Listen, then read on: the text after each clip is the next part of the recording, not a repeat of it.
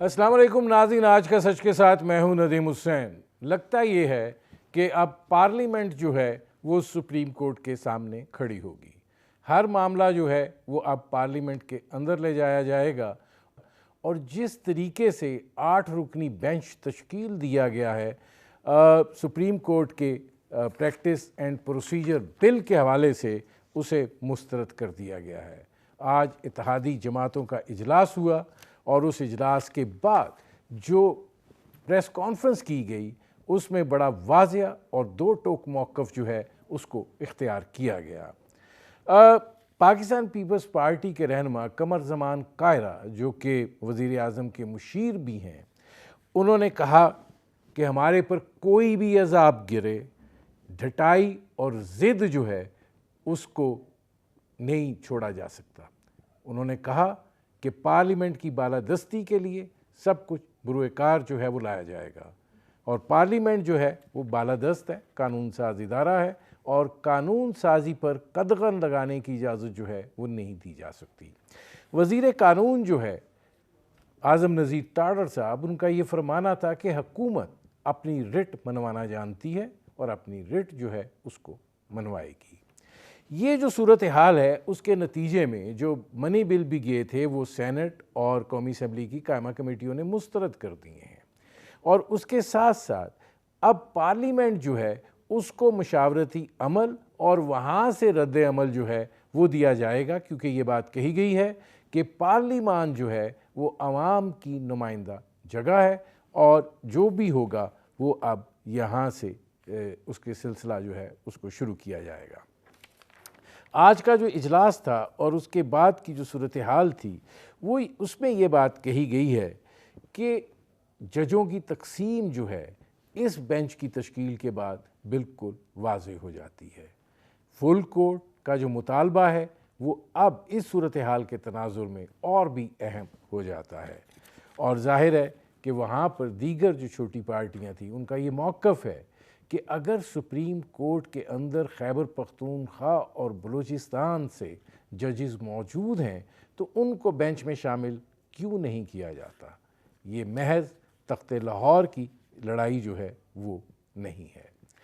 आज supreme court के अंदर भी इस हवाले से जो है एक समाअत हुई और उसमें सुप्रीम कोर्ट ऑफ पाकिस्तान के जो ये बेंच था वहाँ से हुकूमत को भी, सदर पाकिस्तान को भी, वज़ीर आज़म को बज़रिया प्रिंसिपल सेक्रेटरी, सदर पाकिस्तान को बज़रिया प्रिंसिपल सेक्रेटरी, वज़ीर कानून को भी, पाकिस्तान बार कौंसिल और सुप्रीम कोर्ट बार और इसके साथ साथ जो अटॉर्नी जनरल हैं उन सब को नोटिस जो हैं वो जारी कर दिए गए हैं। इसमें चीफ जस्टिस साहब का फरमाना था कि वो पार्लियामेंट का एहतराम करते हैं, लेकिन इसमें जो सवाल उठाया गया है वो इंतहाई अहमियत का हामिल है और वो जो है अदालती दायरा इख्तियार से मुताल्लिक है और उस पर बात करना जो है वो ज़रूरी है। अब जब इदारे जो हैं वो उस नहज पर पहुंच गए हैं कि जहां अब वो आपस में बाहम दस्त व गिरेबान दिखाई दें तो फिर सूरत हाल जो है वो क्या होगी, मामलात जो हैं वो किस नहज पर जाएंगे। क्या वज़ीर आज़म शहबाज शरीफ जो हैं उनकी वज़ारत उज़्मा ख़तरे में है और अगर ये 8 रुकनी बेंच जो है ये एक फ़ैसला देता है तो फिर उस फ़ैसले की अहमियत जो है वो क्या होगी और क्या पार्लियामेंट जो है वो उस फ़ैसले को तस्लीम करेगा।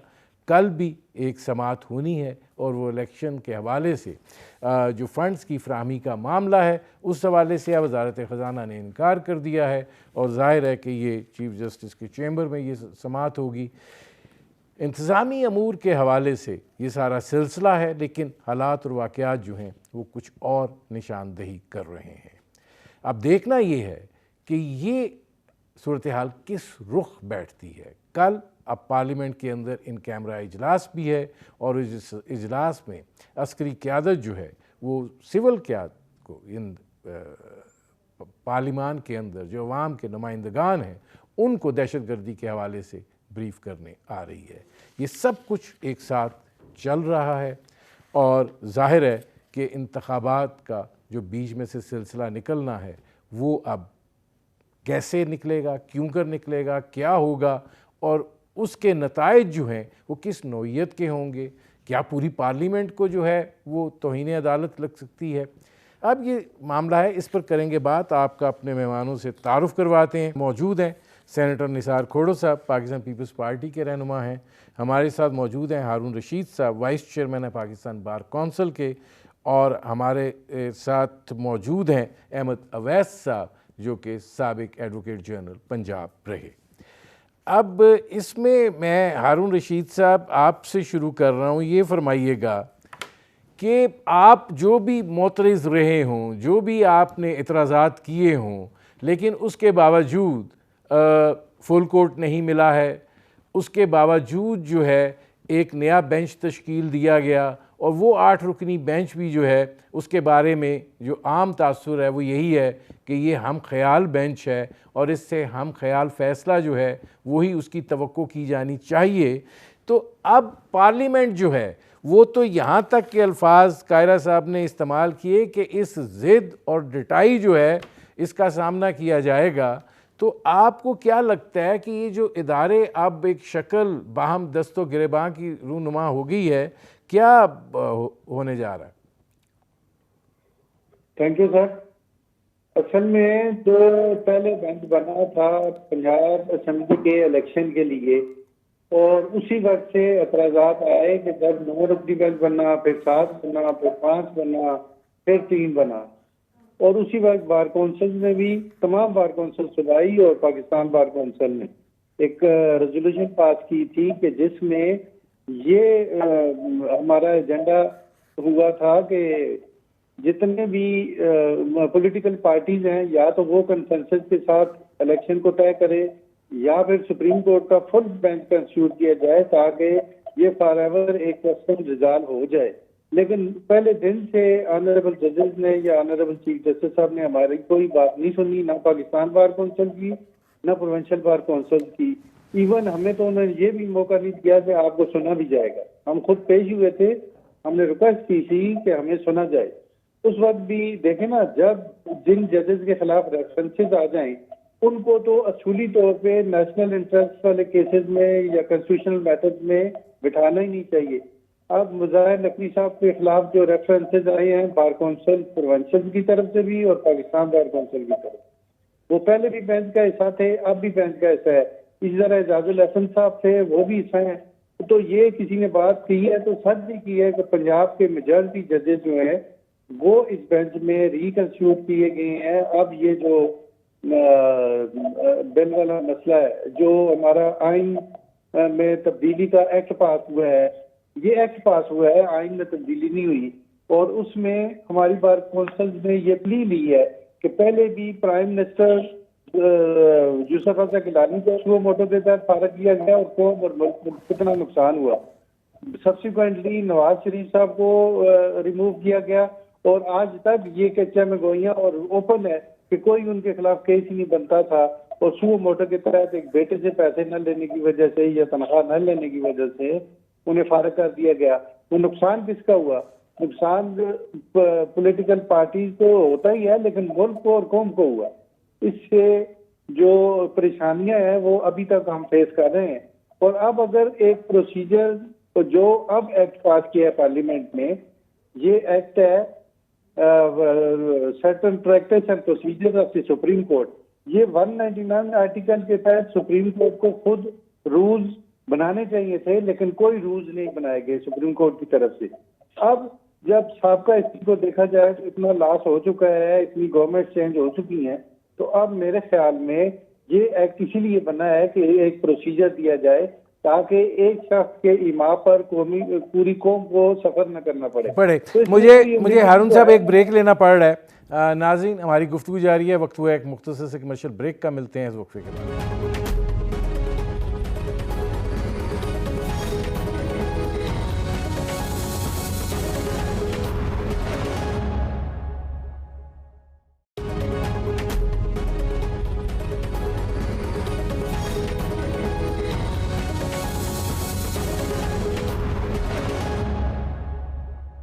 Welcome back. अहमद अवैस साहब, ये फरमाइएगा कि अगर ये सुप्रीम कोर्ट का प्रैक्टिस एंड प्रोसीजर बिल है तो जाहिर है ये चीफ जस्टिस ऑफ पाकिस्तान की ज़ात से मुंसलिक है। जस्टिस मुज़ाहिर अकबर नकवी और जस्टिस एजाजुल एहसन, इनके बारे में ये बात कही जा रही है कि इनको बेंच पे नहीं बैठना चाहिए था और इस मामले को चीफ जस्टिस ऑफ पाकिस्तान को भी नहीं सुनना चाहिए था क्योंकि ये कॉन्फ्लिक्ट ऑफ इंटरेस्ट में आ जाता है। ये बात कही गई है हुकूमती इत्तेहाद की जानिब से। तो आप समझते हैं ये ऐसा है? और दूसरी तरफ आप सब लोग ये डिमांड कर रहे थे कि सुओ मोटो का ये जो आमराना इख्तियार है इसमें थोड़ी जमहूरियत लाई जाए। देखिए, बात यह है कि आपका पहले सवाल का जवाब, ये जो बेंच बना है इसमें आपको 3 जज साहबान के ऊपर, चीफ जस्टिस और दूसरे जस्टिस एजाजुल एहसन और जस्टिस मुज़ाहिर अली अकबर नकवी साहब के मुतालिक ये एतराज़ है कि ये इनको क्यों बिठाया गया। तो मेरा इसमें गुजारिशात ये हैं इसके लिए कि चीफ जस्टिस जो हैं ये मैटर है pertaining to the office of the chief justice, उनके पर्सन के ऊपर तो कोई बात नहीं। और यहाँ पे ये बात जो है, आज की जो सारी कार्रवाई बाकायदा रिपोर्ट के अंदर हियरिंग भी हुई है, वहां पे भी यही मौक़िफ़ था कि आइन के अंदर आर्टिकल 175 जो डील करता है supreme court and the high court को, और आर्टिकल 176 में सुप्रीम कोर्ट के जहां शुरू होता है तो पहला वो है कि पहले चीफ जस्टिस को एक अलग हैसियत दी गई, फिर बाकी जज साहबान को in the judicial exercise of authority के अंदर वो सब बराबर है।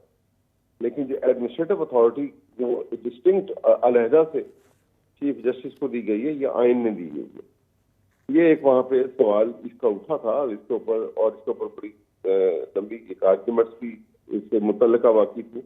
दूसरा ये था उसके अंदर कि जब आप रूल्स एंड रेगुलेशन जो हैं वो सुप्रीम कोर्ट के उसमें रद्द-ओ-बदल करें तो you have to take into confidence the chief justice and the जजेस।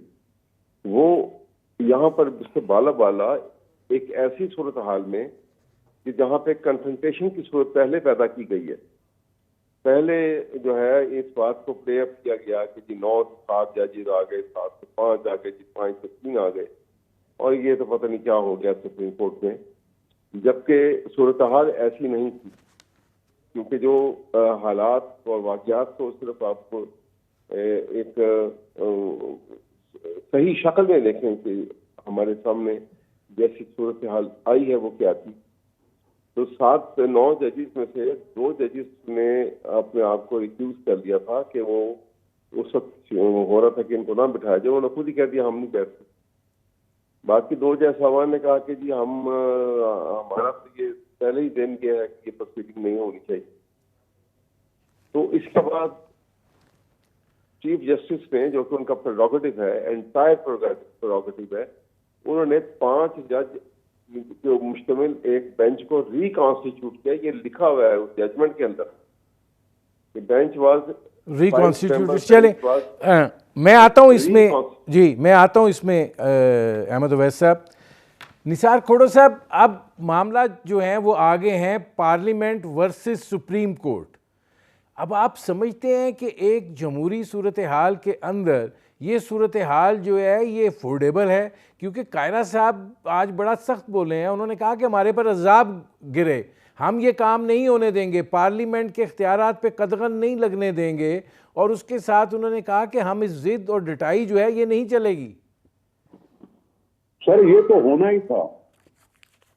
आपको मैं हमेशा कहता रहा हूं कि जब सुप्रीम कोर्ट ने सुओ मोटो का नोटिस लिया था तो उस वक्त ये भी कहा था कि हम देखेंगे कि सूबाई असेंबलियां जायज तौर पर तोड़ी गई या नहीं तोड़ी गई।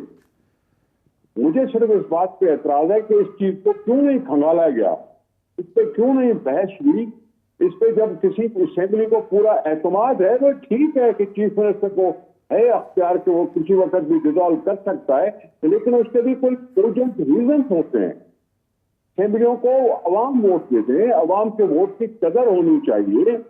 ये तोड़ना जो था, मैं तो उस पर कह रहा हूं कि अभी तक मुझे कोई जवाब मिल नहीं रहा। मैं नहीं चाहता कि सुप्रीम कोर्ट ऑफ पार्लियामेंट दो बदलू आ जाए, सुप्रीम कोर्ट ऑफ पार्लियामेंट की लड़ाई हो, इदारों की इस अंदाज से लड़ाई हो कि पर्सनलाइज हो जाने के तासर मिले, ये मैं नहीं चाहता। मैं नहीं चाहता। इनकी पोजीशन अपनी जगह पे वाले है कि जी हाँ 90 दिन में इलेक्शन होने चाहिए, लेकिन क्या करूं मैं कि पहले सदर साहब को अख्तियार दे दिया, वो 15 दिन उसने बना दिए, फिर सुप्रीम कोर्ट ने खुद बना दिए। अब हुकूमत की अपनी एक मर्ज़ात हैं जो पेश की जा रही है, वो दिल मानने को नहीं कर रहा। अब ये सूरत-हाल जानबूझ कर ऐसे ऐसी है। अब इसमें एक और सवाल है निसार खोड़ो साहब, सवाल ये है कि आप क्या समझते हैं कि जाहिर है सुप्रीम कोर्ट एडमेंट है, चीफ जस्टिस साहब ने आज ये बात कही है कि इसके अंदर बड़ा एक अदालती इख्तियारात के हवाले से अहम सवाल है, और जब ये अहम सवाल है तो फिर आपको लगता है कि वज़ीर आज़म साहब की वज़ारत उज़्मा को ख़तरा है, या ये कि पूरी पार्लियामेंट जो है उसके हवाले से खदशात हैं, या उस पर ये तो वकला हजरात से पूछेंगे कि तौहीन अदालत किस तरीके से। नदीम साहब मेरी गुजारिश सुन ले। बहुत सी जगहों से ये ऐलानात हुए, खुद इमरान खान ने कहा जी अगर इलेक्शन नहीं करा सकते हो तो असेंबलियों को बहाल कर दो, उन्होंने ये भी कहा था। अब अगर सियासी पार्टियां आपस में इकट्ठे होकर मिल भी जाती है तो वो तो आइन से ऊपर तो नहीं है, आइन तो इन सब के ऊपर है। और जो पार्टियां आपस में अगर मिल के बैठेंगी भी तो वो क्या क्या कहेंगी? या तो फिर सुप्रीम कोर्ट फुल कोर्ट बनाए, अपने पोजीशन को रिव्यू करे और इस तरह से कुछ आगे बात बढ़े। नहीं तो सियासी पार्टियों का आपस में मिलने से भी कोई आइन तो साइड पे नहीं रख सकते हैं ना, आइन तो आइन है। तो फिर अब फड्डा तो पड़ गया है, और फड्डे को मैं फड्डा न कहूं, लेकिन ये टकराव जो है किसी भी मुल्क के लिए अच्छी चीज नहीं होती। इलेक्शन करने की बात है तो इलेक्शन करने से मैं तो इनकार नहीं कर सकता, मैं तो इनकार नहीं कर सकता। हो जाए तो हो जाए, कोई जीते कोई हारे अपनी जगह पे। हमारी सारी मारूजात तो खत्म हो गई कि 2 सूबों में पहले इलेक्शन कराओगे तो बाकी सूबों पर असरअंदाज हो जाएगी, हो जाएगा। मैं निसार खोड़ो साहब आता हूं, इसमें एक सवाल है। अब हारून रशीद साहब ये फरमाइएगा कि अब प्रॉब्लम बहुत ज़्यादा गंभीर हो गया है। कल अब चेंबर में समाअत होनी है और गवर्नर स्टेट बैंक को भी बुलाया गया है, सेक्रेटरी ख़जाना को भी बुलाया गया है और अटॉर्नी जनरल को भी बुलाया गया। भाई आके अब जवाबदेही उनसे होनी है। ऊपर से इनकार हो चुका है कि पैसे नहीं दिए जाएंगे। कौमी असम्बली और सेनेट की कायमा कमेटियों दोनों ने वो मनी बिल मुस्तरद कर दिया है। तो फिर इसका नतीजा क्या आप देख रहे हैं? इसमें जो गवर्नमेंट है उसने तमाम स्टेक होल्डर्स जितने भी हैं उनको कॉन्फिडेंस में लिए हुए हैं, या उनसे पूछा गया है कि डिफेंस मिनिस्ट्री क्या करेगी, सिक्योरिटी का सूरत हाल क्या होगी, फाइनेंशियल पोजीशन क्या होगी। तो मेरे ख्याल में इलेक्शन तो पहले ही लेट हो चुका है, और 2 असेंबलियां जो टूटी हैं वो भी आपके सामने है कि किसी एक शख्स की मर्जी पे 2 असेंबलियां डिसॉल्व कर दी गई। कौमी मामलात को देखा ही नहीं गया कि इसमें नेशनल जो एक्सचेकर है उसको कितना नुकसान होगा। वो वही एक्सचेकर है जिसका एतराज आ रहा है। अब इलेक्शन जनरल वैसे भी अक्टूबर में होने थे और वो सारा पूरे पाकिस्तान के इलेक्शन हो जाते, लेकिन अपने इंटरेस्ट की खातिर अपनी गवर्नमेंट को डिसॉल्व कर देना ये कोई सियासी वो नहीं है, अच्छी सोच नहीं है। तो इसलिए अब जो भी होगा उस पर भी सुना जाएगा। जाहिर है सुप्रीम कोर्ट ऑर्डर करेगी, वो आएंगे अपनी जो ग्राउंड्स हैं, जिन ग्राउंड्स की वजह से ये इलेक्शन नहीं हो रहे या फंड नहीं दिए जा रहे, ये तो गवर्नमेंट ने अपनी पोजीशन वाज़ेह करनी है। तो वो अगर किसी इंडिविजुअल का फॉल्ट आता है या मेलाफाइडी आती है या देखा जाता है तो तभी कोई एक्शन होगा। अदरवाइज तो सारे जो मेजर स्टेक होल्डर्स हैं, सारे अदारे जो हैं वो यूनानिमस हैं इस ग्राउंड पे कि फंड कहाँ से आएंगे, सिक्योरिटी कहाँ से आएगी और वो कहाँ से होगा। मैं आता हूँ हारून रशीद साहब। अहमद अवैस साहब, आप समझते हैं कि इसमें जिस तरह आपकी पार्टी का मौक़िफ़ आ रहा है कि वज़ीर आज़म साहब जो हैं वो ख़तरे में हैं, और या आप ये समझते हैं कि इंतज़ामी मामलात जो हैं उनमें सुप्रीम कोर्ट को मुदाखलत नहीं करनी चाहिए और ये इंक्रोचमेंट है जो हो रही है? नहीं, बिल्कुल इंक्रोचमेंट नहीं है ये, इसलिए कि सुप्रीम कोर्ट का एक हुक्मनामा है और उन्होंने एक पूरी जुडिशियल प्रोसीडिंग हुई है, कई दिन डे टू डे हेयरिंग हुई है। उसके बाद इलेक्शन का बड़ा वाइटल इशू था। वो इस वजह से वाइटल था कि कॉन्स्टिट्यूशन के अंदर ये वाज़ेह तौर पर लिखा हुआ है कि election shall be held not later than 90 days. और सुप्रीम कोर्ट में आपको पता है कि कॉन्स्टिट्यूशन में अगर एक फुल स्टॉप या कॉमा बदलना हो तो 2/3 मेजोरिटी ऑफ द 2 हाउसेज चाहिए होती है। तो अपने आप कैसे उसमें रद्दोबदल कर लेकिन देंगे आप? अहमद अवैस साहब, आप तो ऑलरेडी जा चुके हैं, 90 दिन तो अब बहुत किस्सा ज्यादा कहानी लेकिन बन उन्होंने गई। बात तो की ना। देखिए बात सुने, उन्होंने ये अपने फैसले में वाज़ेह लिखा है कि ये असूल जो है ये बिल्कुल वाज़ेह और क्लियर है। क्योंकि देर हुई है लिहाजा वो एडजस्टमेंट टाइम करके हम इसको रख रहे हैं। लेकिन ये 90 डेज का मतलब 90 डेज ही है। ये इसका मतलब नहीं, ये नहीं ये वैसे अजीब इत्तेफाक है अहमद अवैस साहब कि 90 डेज जो हैं वो उसके ऊपर तो इत्तेफाक है, उसके ऊपर बिल्कुल कटिंग एज है, लेकिन खैबर पख्तूनख्वा पे तो कोई पूछ ही नहीं रहा कि भाईजान आप किधर खड़े हैं। वहां पिटीशन दायर हो गई है। सुप्रीम कोर्ट ने यही कहा था कि ये मैटर क्योंकि यहाँ डिफेंड नहीं किया, वहां गवर्नर की तरफ से जिसने मुकर्ररनामा दिया था वो विड्रॉ कर गया। तो फिर अगर ये फैसला कर देते तो कहते कि बगैर तो किसी को सुने नहीं, फैसला कर तो दिया। खैबर पख्तूनख्वा का की क्या होगा कि वहां से भी हाई कोर्ट से सुओ मोटो निकलेगा या कैसे आएगा? जैसे पंजाब हाई का कोर्ट में सुओ मोटो नहीं होता। हाई कोर्ट में तो पिटीशन दायर हो गई है, उसकी हियरिंग शुरू हो गई है वहां पे। नहीं, जैसे लाहौर में एक अलग केस था, उसमें से निकल आया सुओ मोटो एक्शन, तो अब पिटीशन दायर हो गई है, तो ये भी अब पार्ट बन जाएगी। नहीं, पार्ट नहीं बनेंगे, वो फैसला करेंगे इसकी आइन की रोशनी में वो फैसला करेंगे अपना। लेकिन मैं एक बात कहना चाह रहा हूँ कि ये एग्जेक्टिव और जुडिशरी की कन्फ्रंटेशन नहीं है, ये पैदा की गई है। जुडिशरी के आगे एग्जेक्टिव तमाम अथॉरिटीज को झुकना पड़ता है। ये सारी दुनिया का निजाम है। ठीक है, पाकिस्तान का निजाम नहीं है। मैं इसी सवाल को लेकर आता हूं, मुझे एक ब्रेक लेना पड़ रहा है। नाज़रीन, हमारी गुफ्तगू जारी है, वक्त हुआ है मुख्तसर से कमर्शियल ब्रेक का। मिलते हैं इस वक्त।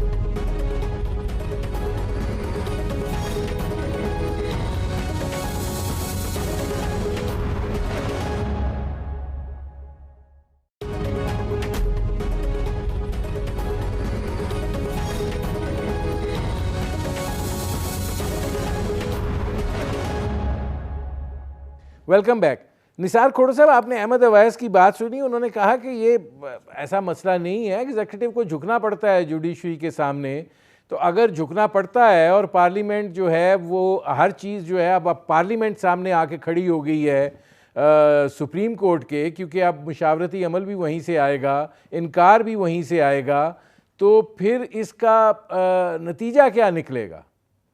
सर, मैं कब कहता हूँ कि सुप्रीम कोर्ट आला इदारा नहीं है, आइन की पुष्टि करने वाला इदारा नहीं है? मैं नहीं कह रहा हूँ कि वो नहीं है, लेकिन मैं सवाल तो जरूर कर सकता हूँ ना कि भाई पंजाब के इलेक्शन 5 पता नहीं कौन सी मई को होंगे, केपीके का उन्होंने जिक्र ही नहीं किया।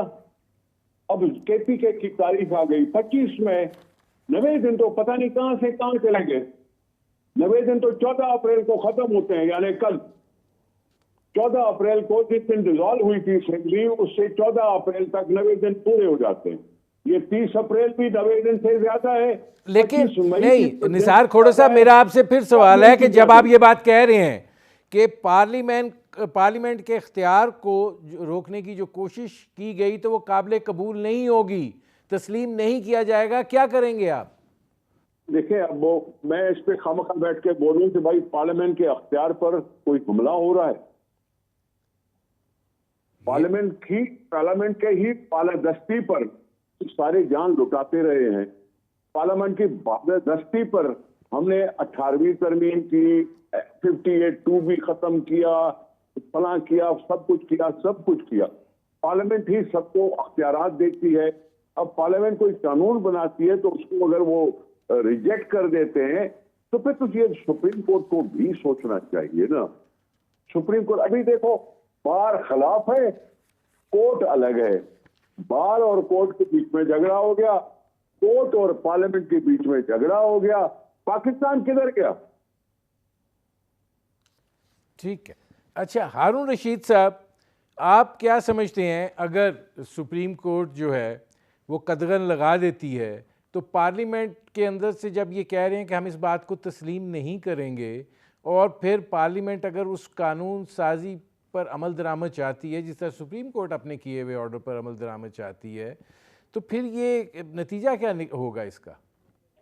लेकिन ना सबसे बड़ा जो प्रॉब्लम क्रिएट हो गया है वो तो ये हो गया है कि सुप्रीम कोर्ट के जजेस में डिवीजन, कंप्लीट डिवीजन आ गई। जब सुप्रीम कोर्ट खुद ही इन मामलात में डिफरेंस ऑफ ओपिनियन रखती हो और वो जजेस जो पहले भी इलेक्शन वाले सिलसिले में 5-6 जजेस ने अपनी अपनी ओपिनियन दे दी थी और दूसरा बेंच जो है वो अपनी ओपिनियन देता है, तो इसलिए ये रिस्क आई हुई है जब तक सुप्रीम कोर्ट अपने तौर पे सारे ऑनरेबल जजेस जो हैं वो एक पेज पे नहीं होंगे तो ये मिसाइल हल नहीं होंगे।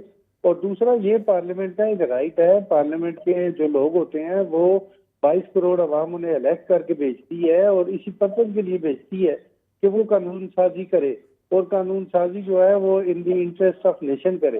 तो ये तो उनका राइट है, उनका काम ही कानून साजी करना है। अगर उन्होंने ये एक एक्ट पास किया, ये कोई कॉन्स्टिट्यूशन में अमेंडमेंट नहीं आई, ये एक एक्ट है और इस एक्ट में जो पहले तो 191 के तहत सुप्रीम कोर्ट को अपने प्रैक्टिस एंड प्रोसीजर रूल्स बनाने चाहिए थे वो उन्होंने नहीं बनाए।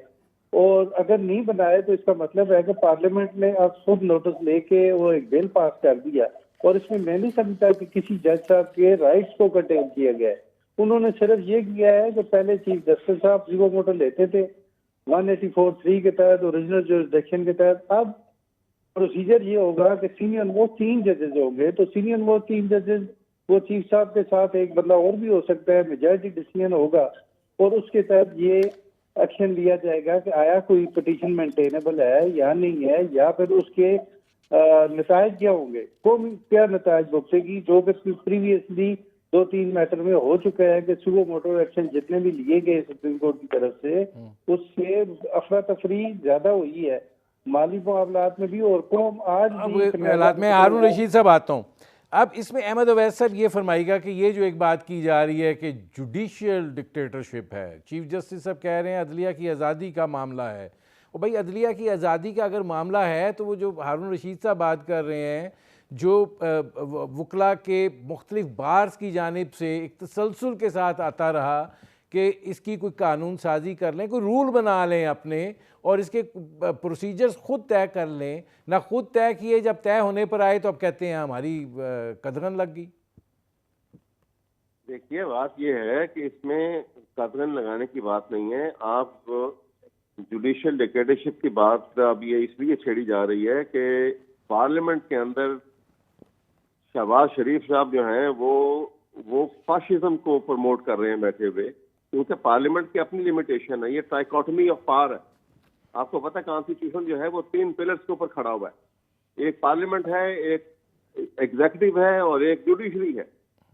जुडिशरी जो है उसके पास पावर ऑफ रिव्यू आइन ने दी हुई है और पावर ऑफ रिव्यू जो है वो ये है कि वो किसी भी मैटर को जब भी कोई लेजिस्लेशन होती है, ये तो इस वक्त की बात आप कर रहे हैं, हमेशा से जब भी होती है चैलेंज किया जाता है और अक्सर बहुत सारे एक्ट ऑफ पार्लियामेंट जो है या उसके बहुत से क्लॉजेज जो हैं उसको ultra vires to the constitution declare किया जाता रहा है। बहुत आप इसकी उठा के देखेंगे तो बेतहाशा आपको निकल आएंगे। ये तो नई बात तो नहीं है, ये अख्तियारात तो सारी दुनिया में जुडिशरी के पास है, कोई पाकिस्तान अलग नहीं है कि ये सिर्फ पाकिस्तान के पास। और ये इसी वजह से सबसे अहम पोजीशन जो है, क्योंकि मुल्क का निज़ाम जो है वो रूल ऑफ लॉ का कॉन्सेप्ट जो है वो चल ही नहीं सकता अगर स्ट्रॉन्ग जुडिशरी ऊपर बैठ के कानून की बालादस्ती को मनवाए ना। इसीलिए पावर जो है वो जुडिशियल रिव्यू के साथ वो कंटेम्प्ट ऑफ कोर्ट की अथॉरिटी भी उसके पास है कि अगर अपने ऑर्डर को मनवा नहीं अहमद अवैध साहब देखें, ये आप लोगों की ही डिमांड थी ना। अगर आप एक कमेटी बना देते हैं सुओ मोटो एक्शन के लिए तो इसमें क्या खराबी है? ये तो वो देखेंगे ना जी, आप बैठे हैं 8 जज साहबान है, ये देख के बताएंगे कि ये इसमें क्या खराबी है, इसके ऊपर बहस होगी पूरी। वो उसको तो वो कह रहे हैं कि ये अब 2 सुप्रीम कोर्ट्स बन गई हैं, एक ये सुप्रीम कोर्ट है 8 बेंच की, एक बाकी सुप्रीम कोर्ट है, तो अब 2 सुप्रीम कोर्ट तो नहीं चल सकती। 8 जजेस जो है ये 8 जो है बड़े काबिल जज साहबान है। इनमें 2 जज ऐसे हैं जिनकी तैनाती पर आज वजीर कानून ने माफी मांगी है। नजीम साहब किस बात की माफी मांगी? कि मैंने इन जजों को लाने के लिए वोट किया था जूनियर जजेस को। अभी तो देखें क्या क्या माफियां मांगी जाती हैं, आगे आगे देखिएगा कि क्या होता है। मैं एक सेकंड आता हूं जी निसार खोड़ो साहब, दानिशा तौर पे ये सब कुछ हुआ है। जी देखें- अहमद अवैस साहब आता हूँ जी। निसार खोड़ो साहब। हेलो जी निसार सर, खोड़ो साहब। मैंने कहा कि हमें कोर्ट को आजादी दिलाने के लिए गवर्नमेंट का कोई रोल नहीं रखा, उनकी रिकमेंडेशन को माना जाता है जजेस को अपॉइंट करने। सुप्रीम जुडिशल काउंसिल ने ये किया कि भाई अगर सुप्रीम कोर्ट के फैसले के बाद किसी को रिव्यू कराना है तो बेंच वही होगी, वकील भी वही होगा। अब मैं एक वकील हूं तो मेरे जहन में बात आती है कि साकिर निसार साहब ने कहा कि मैंने इमरान खान को कंडीशनल सादिक और अमीन कहा था। अब चीफ जस्टिस साहब अगर ये कहें कि मैंने किसी को कंडीशनल सादिक और अमीन कहा था तो मैं इसके अलावा अपील में कहां जाऊं, रिव्यू में कहां जाऊं? अगर अपील का रख दिया गया है, गुंजाइश रखी गई है, तो अपील में बड़ा बेंच भी हो सकता है, नया कोई बहस भी वकील हो सकता है। निसार खोड़ो साहब मेरे पास सिर्फ 30 सेकंड रह गए हैं। हारून रशीद साहब, इसका नतीजा क्या निकलेगा, क्योंकि आप लोगों से भी जाहिर है अब इसमें मुशावरत की जाएगी। नतीजा तो देखे ना, वो ही बात है कि जब तक या तो ये फुल बेंच कंस्यूट कर दें, और सेकेंडली जब ये जो एक्ट का बना है इसमें इलीगैलिटी क्या है? सिर्फ ये है कि वो जो पहले चीफ जस्टिस साहब वो लेते थे, अब वो जो है वो 3 जजेस पहले ये चेक कमेटी होगी, वो देखेंगे मेंटेनेबल है नहीं है, आगे जाना है नहीं। एक तो टाइम बचेगा, और दूसरा एक उन्होंने एक प्रोसीजर दे दिया है, उसमें अपील का राइट दिया गया है। क्या किसी गरीब बंदे को अपील राइट नहीं होना चाहिए? वो पहले नहीं था, अगर उन्होंने दिया है तो ये तो भी पब्लिक इंपॉर्टेंस का मैटर है, उसमें उसको दोबारा सुना जाए, तो अपील हो, दूसरा बेंच सुने, ताकि जिस तरह नीचे की अदालत ऑर्डर करती है तो वो भी ऑर्डर कर सके। मेरे प्रोग्राम का वक्त खत्म हो रहा है। बहुत शुक्रिया निसार खोड़ो साहब, बहुत शुक्रिया हारून रशीद साहब, बहुत शुक्रिया अहमद अवैस साहब। नाज़रीन, आपने हमारे पैनल के शुरका की गुफ्तगू सुनी। अब तक के लिए इतना ही, इजाज़त दीजिए। अल्लाह हाफ़िज़।